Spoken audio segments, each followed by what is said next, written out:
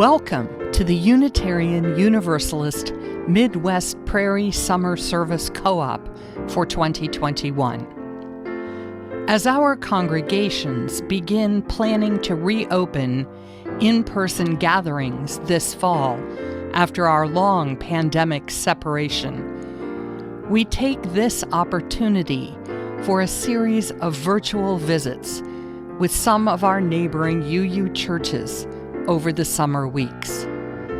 Each Sunday, you are invited to experience inspirational messages from a variety of our ministers, together with music and other elements that make our communities special. We hope that this morning's service will engage your thoughts and lift your spirits, giving you courage to make a difference in the world and helping to strengthen the connections that sustain us all. Welcome to the Unitarian Church of Lincoln on this Sunday morning, July 4th, 2021. My name is the Reverend Oscar Sinclair. This summer, along with congregations across Kansas, Nebraska, Iowa, and Missouri, we will gather online each week, reflecting on this central question. As we move into the next season of our lives together, how do we open up to the possibilities of what come next?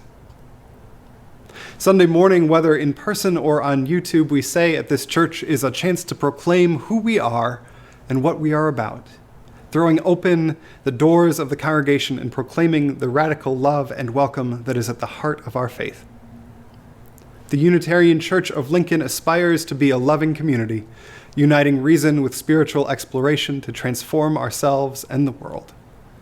And right now, as we move into this next phase of our lives together, we know that transformation is necessary.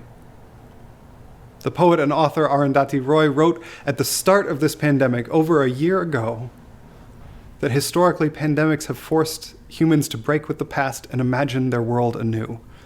This one is no different. It is a portal, a gateway between one world and the next. We can choose to walk through it, dragging the carcasses of our prejudice and hatred, our avarice, our data banks and dead ideas, our dead rivers and smoky skies behind us. Or we can walk through lightly, with little luggage, ready to imagine another world and ready to fight for it. How do we open up to possibility? What other world do we imagine? How will we bring it into being? Step lightly and with little luggage, beloveds. There is still much work to be done. Let's be about it. Today's chalice lighting is by Erica A. Hewitt, Until All Means All. The chalice, as a symbol of Unitarian Universalism, arose as a beacon of hope in an atmosphere of tyranny. The chalice arose as a sign of promise that the marginalized would neither be forgotten nor ignored because they are beloved and precious from the perspective of the holy.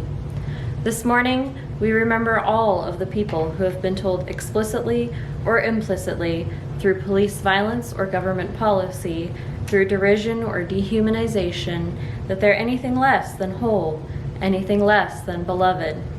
As we each light a chalice in our homes, may we make of our lives a beacon, a symbol of our promise to draw the circle wide, a sign that we will not rest until all means all.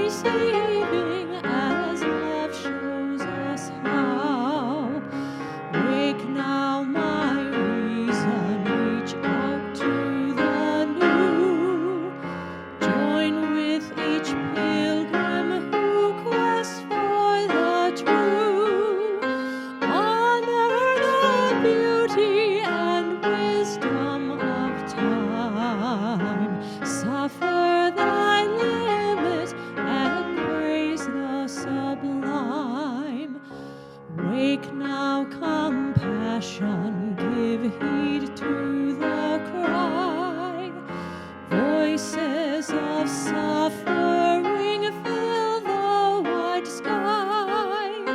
Take as your neighbor both stranger and friend, praying and striving their hardship to end. Wake now, my conscience, with justice thy guide. Join with all people whose rights are denied. Take not for granted a privileged place. God's love embraces the whole human race. Wake now, my vision of ministry clear. Brighten my pathway with radiance near. Mingle my calling with all who will share. Work toward a planet transformed by our care.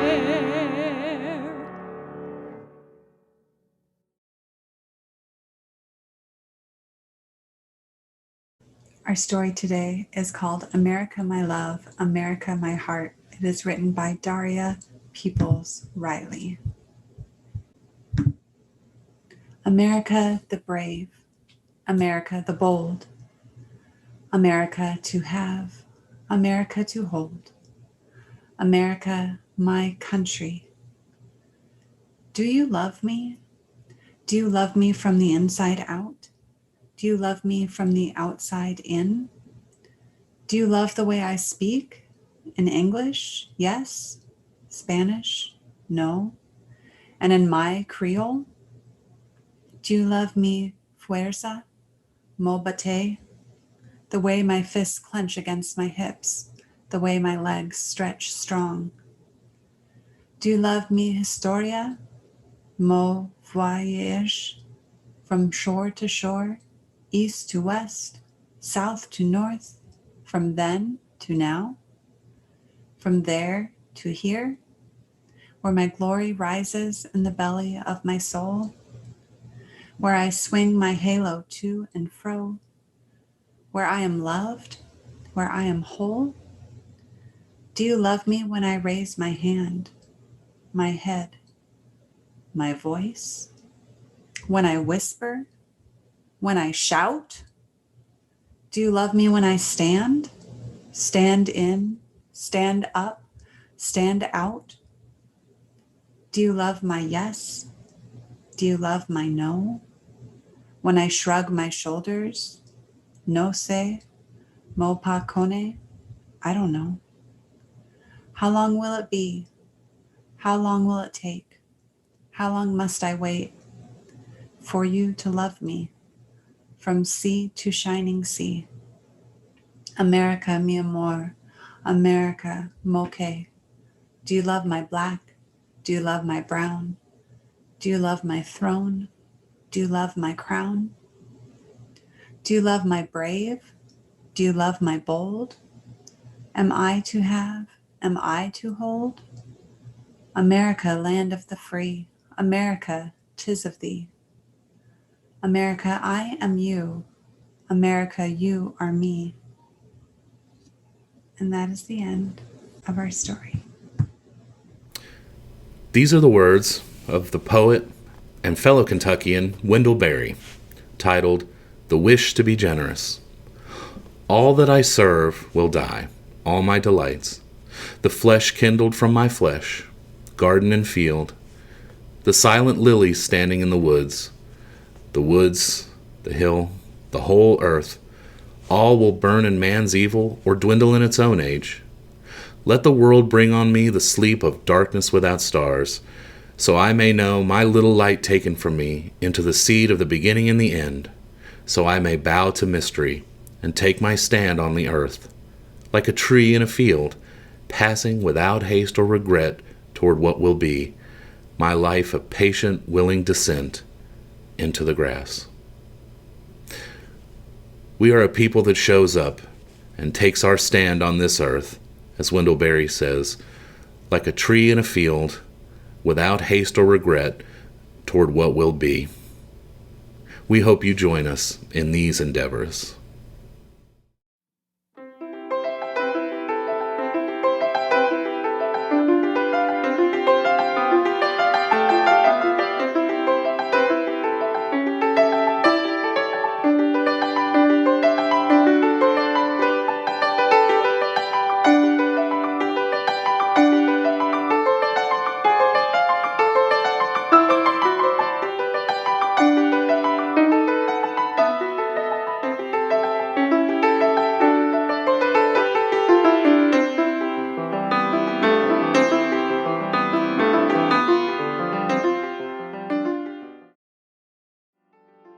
My wish for all of us this summer is that we all find joy in the little things, the giggle of a child, a perfectly ripe ear of corn, the kindness of a stranger, or the way that the clouds float gently through the blue sky.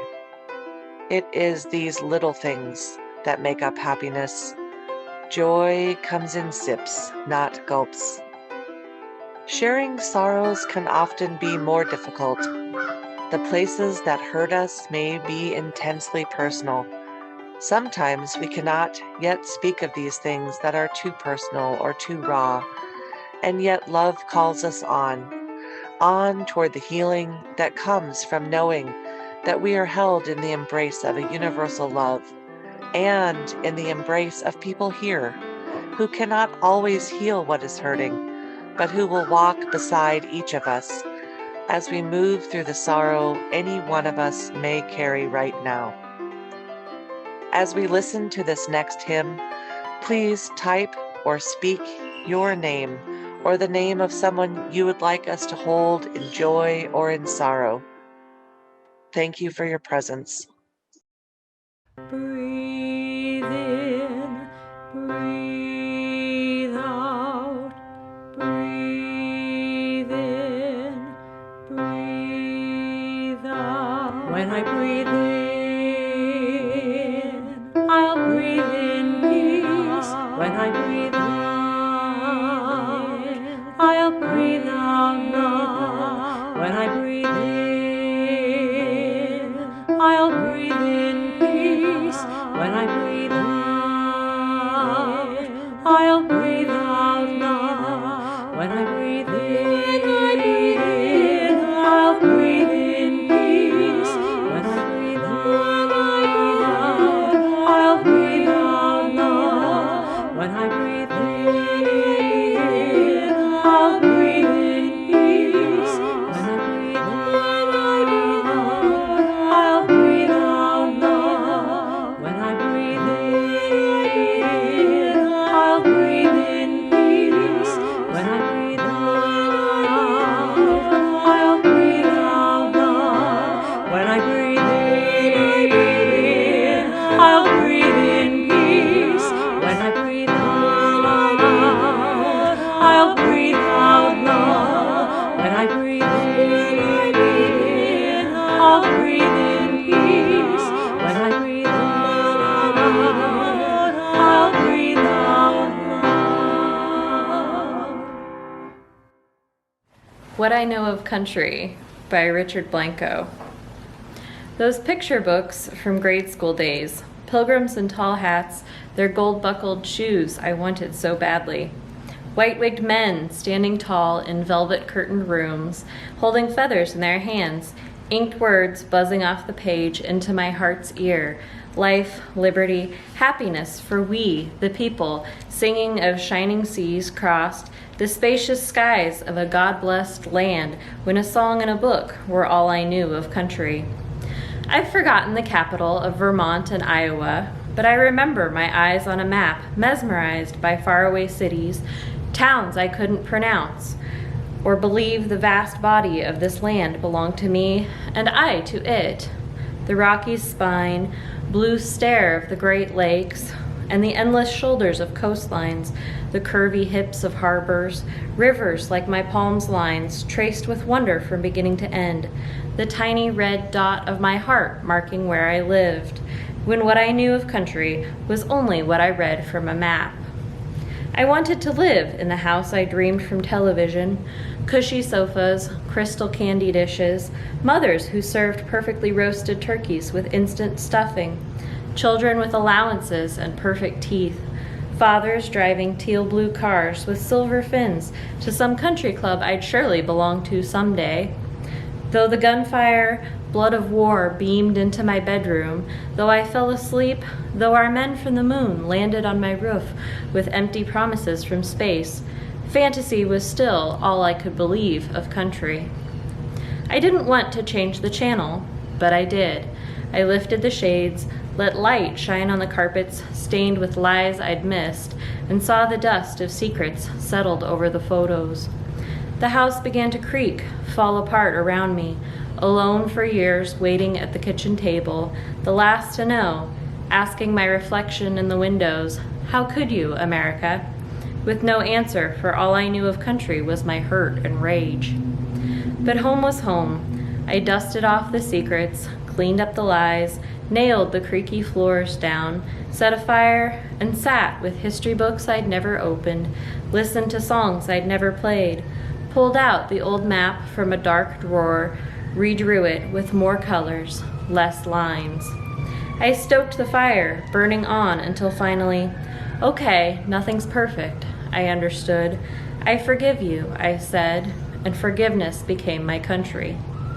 I stayed, you stayed, we stayed for our boys and girls returning as heroes, some without legs or arms, for our Challenger and towers fainting from the sky, or for the terrified lives of the Big Easy, stranded like flightless birds on roofs, for the sea that drowned our north, but we swept each grain of sand back to shore, for the candles we lit for our 20 children of Sandy Hook, feeling what we've always felt, to know a country takes all we know of love.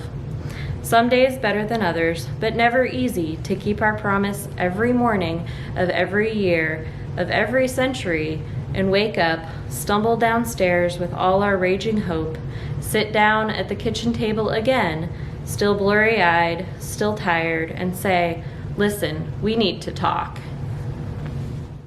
This is a sermon on aspirations in 3 parts. I turned 18 in 2003, the year the United States, my country, invaded Iraq on what were at best shaky premises. I was part of a resolutely anti-war family, attending a UU church with a healthy peace ministry, and spent weekends that whole year protesting, and weekdays arguing about the impending war with many classmates who ended up serving in it. Now, it is hard to cast memory back that far, especially in the last 5 years of American political life, but 20 years ago, it was not popular in any party to be particularly anti-war. In the years after 9/11, patriotism, or the lack of it, became a kind of epithet. So you might imagine the complicated feelings that I brought to taking an oath 6 years later to support and defend the Constitution of the United States against all enemies, foreign and domestic, and to bear true faith and allegiance to the same. The years that I spent in the Peace Corps were formative for me, particularly given the context of 2003 and around this question. How might we as faithful people think about patriotism? After a young adulthood regarding any talk of patriotism or the symbolism of flags as deeply suspect, I could not deny that during my time in the Peace Corps, seeing a 4x4 with the stars and stripes on its side roll up or walking into the U.S. Embassy were comforting moments, and often a sign of help on the way for myself or the village where I lived. I know that the Peace Corps is more complicated than that, and parts of it are still caught up in colonial legacies that deserve interrogation. But the subjective experience for me was this: serving with other volunteers and professional staff working hard against deeply entrenched obstacles to make the world a little more humane, a little more connected, left me proud of the best that my country had to offer. But then we still have this tension. The country I was proud to serve in Lesotho was the same one at the same time dropping bombs on Afghanistan. The Baltimore that I came home to was a tight-knit community of resilience and one where the police killed Freddie Gray and so many others. In this country, we can never fully untangle our history or culture from settler colonialism or white supremacy. So what, then, are we Unitarian Universalists to make of the 4th of July? This isn't an idle question. Here in Nebraska, some proposed health education standards have become a proxy fight for questions about how and what we are teaching our children. A leading candidate for governor brags on his website under the heading "End the Indoctrination of Our Kids" that his was the first gubernatorial ticket in the country to sign the 1776 pledge, which calls for the removal of the 1619 Project and critical race theory from curriculum in our schools. I've been in State Board of Education meetings this spring where the language was unequivocal. Either you condemn critical race theory or you are un-American. And so this is the question that I want to start to take up on July 4th of 2021. Because two things are deeply true to me. We live on a country built on horror. 1619, the year slavery was introduced to what is now the United States, is part of our founding story. The ongoing disenfranchisement and systemic oppression of BIPOC folks through systems of white supremacy and colonialism should be burned into our conscience, particularly for those of us who are white. And it is also true, to my experience, that I am genuinely moved by the aspirations of 1776. It means something to me that the Peace Corps oath was to the Constitution, not a person. It means something to me that I'm part of a civic project that goes back centuries, where part of the implicit civic faith that I learned as a child said, first, we can do big things together. And second, each generation has a responsibility to build on what comes before. So 1619 or 1776, I'm unconvinced that we have to choose. Unitarian Universalists have spent decades doing the hard theological work of critiquing and complicating simple binaries. So on this July 4th and in ones to come, I want to find a way to acknowledge injustice and to hold fast to the aspirations. Maybe that looks like Richard Blanco's description, that to know a country takes all we know of love, some days better than others, but never easy to keep our promises every morning of every year of every century and wake up, stumble downstairs with all our raging hope, sit down at the kitchen table again, still blurry-eyed, still tired, and say, listen, we need to talk. When my daughter is old enough to ask about what she's learning in school, whatever these curriculum standards end up being, I want to tell her this complicated story, that she was born in a country founded on high ideals, and a country that must come to terms with the contradictions of its history, a country of great national beauty and a colonial project. And that's a lot to hold, maybe too much for the Nebraska public school system right now. But I trust that our faith communities and my daughter can hold this complex truth. Of course, this is not simply a sermon about patriotism. Goodness knows there are some seminary professors who would haunt me if I stopped there. This story of tension between high aspiration and heart-rending history is not just the story of a country, it's also the story of the Unitarian Universalist Association. Last Sunday, the General Assembly of the UUA passed a statement of conscience titled Undoing White Supremacy, a Call to Prophetic Action. We have been considering this for years, and we finally passed it. Among the calls to greater justice in the world is this: that it includes not only engaging in action beyond the denomination to overcome the ways in which systemic white supremacy is woven into our group cultures, interpersonal relationships, and individual ingrained biases. The statement recognizes the history of our faith. That for as much as we have shown up in the community, as much as this is a faith that teaches a lot of youth and young adults, including me, how to show up and protest, we've fallen short of the promise of our faith. The contours of the racial reckoning nationally in the UUA have been the focus of plenty of sermons in this series and in others. But this story is also true of our individual congregations. Here in Lincoln, we celebrated our 150th anniversary last year.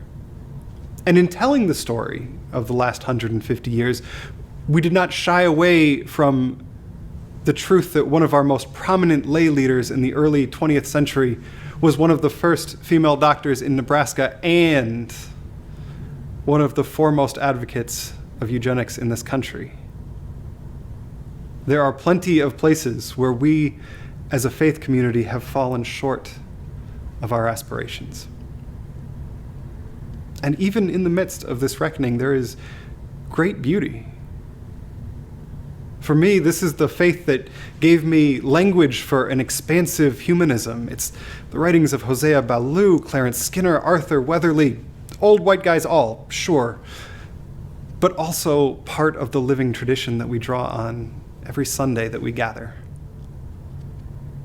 So the story that I want to tell my daughter is that the faith that I spend my whole life serving is one where we get a lot wrong. But the reason that I stay is not that we get a lot wrong, but is that we can acknowledge that and commit to do better. The reason I stay is that in this place, we can hold multiple stories. But let's not stop there. Over the next 10 weeks, as part of this worship series, you'll hear from preachers and congregations across the Great Plains. As we move into this next season, as the pandemic and our response to it evolve and change, we decided to ask each other in planning this series, how do we open up to the possibilities of what comes next? Here's the truth that I hope is part of whatever comes next. Just as we've had tensions between our actions and aspirations in our denomination and our country, we have not always lived up to our aspirations during this pandemic. This is true at the Unitarian Church of Lincoln, but I imagine some of this applies to your communities as well. As we open to the possibilities of what comes next, we should start with what Victoria Safford says, the place of truth-telling about our own soul first and its condition. There are many things that I regret from the last 15 months. I know, speaking simply for myself, that I am going on vacation as soon as this sermon goes live, in part to breathe and get a little space from a version of me at the close of the congregational year that was exhausted, frustrated, and constantly worried that I would say something I would regret. Not out of intention, but just sheer fatigue. Because sometimes when we're tired and working on a project, we reach into the toolbox without thinking and come up with a hammer when what we needed was a screwdriver. Part of that fatigue, I think, is the other truth of this last year. That there have been moments plural, in the last few months when whatever decision we made, we would fall short of our aspirations, even our obligations to each other. In re-entering our building, do we prioritize the needs of our elders who in Lancaster County are nearly universally vaccinated and who have been bitterly isolated for over a year. Of course we should prioritize them. That's who we are as a community. Or do we prioritize the needs of young children and their parents who are not yet vaccinated and won't be for some time? Of course, we should prioritize them. This isn't simply a case of a decision where whatever happens, someone will be angry. Those are pretty common in church life. That's like a Thursday afternoon. But the decision of how to prioritize groups as we reopen is a decision where either way we went, we would fall short of our implicit covenant as a community to be a place of connection in a disconnected world and to be a vibrant intergenerational community. Sometimes, the great Jean-Luc Picard said, it is possible to commit no mistakes and still lose. That is not a weakness, that is life. And the truth is more complex than just that fatigue. Because for all the fatigue, for all the times we've fallen short of our aspirations as a community in the last year, there have been times where we have lived up to ideals. We've shown up for each other. We've created online communities, figured out how to make our worship more accessible, showed up for racial justice in deeper ways than we have before. This pandemic has brought out the best in us. And so when I tell my daughter the story of when she was 3 and we stayed home for a year, that will also be a complicated story of how we held to our aspirations and hopes even as we fell short in practice. Aspirations matter. Whether they are a community that proclaims itself to be multi-generational, a denomination that centers the work of anti-racism, or a country that has a holiday marking the self-evident truths of life, liberty, and the pursuit of happiness. Aspiration comes from Latin. It means more or less to breathe upon. And the image that I've had in my mind all week is of a coal at the bottom of a fire that has gone out. Maybe it's been rained on or just allowed to lay fallow for a while. Aspirations are what allow us, in the midst of moments in history where our flames are low, to blow on that flame, to blow on that coal and bring it to flame. To be in the aftermath of pandemic a multi-generational community, to be in the middle of a system of white supremacy, a denomination that commits itself to dismantling that system, to be embedded in history, a country of horrific history and hopeful future. If we allow them, aspirations call us to our best selves, not despite the failures of history, but in the midst of them. So, how do we open up about the possibilities of what comes next? First, let's be honest about what has been. But may we also find that coal, maybe buried in ash and dust, and blow on it together. Amen.